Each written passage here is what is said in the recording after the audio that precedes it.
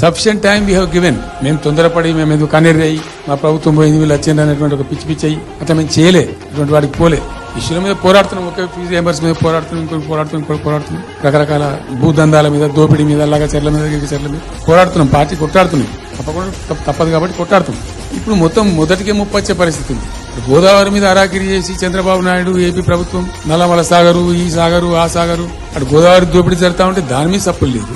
కృష్ణలో ఇంత ఘోరంగా పాలమూరు ఎత్తిపోతల మీద దీని మీద సప్పులు లేదు. మరి ఎవరి ప్రయోజనాల కోసం ఉన్నట్టు రాష్ట్ర ప్రభుత్వం, ఏం చేయడానికి ఉన్నట్టు, ఏం జరుగుతున్నట్టు ఈ రాష్ట్రంలో? కాబట్టి ఎట్టి పరిస్థితుల్లో నేనే స్వయంగా రంగంలో దిగాలనుకున్నా. దీనం ఈరోజు డిసిజన్ అయిపోయింది.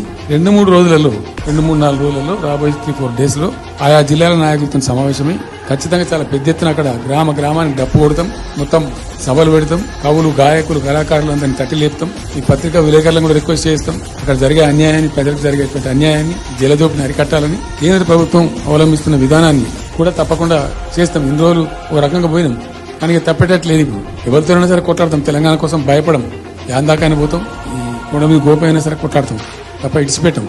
ఇక్కడ ఏమి ముఖాలు చూసేది కానీ ఇంకోటి కానీ నైసిటీస్ ఏం లేవు. There is no nicety at all. Will fight, డెఫినెట్గా ఫైట్ చేస్తాం. ఎందుకంటే రక్షించుకోవాలి, రాష్ట్రం యొక్క హక్కులు రక్షించుకోవాలి, నీళ్లు రక్షించుకోవాలి, రాష్ట్ర ప్రజల ప్రయోజనాలు రక్షించుకోవాలి. ఈ విధంగా మా కళ్ళ ముందే జరిగినటువంటి దీనిలో ఈ దుర్మార్గంలో ఎట్లా మౌనం పాటిస్తాడు కేసీఆర్? ఎందుకు మౌనంగా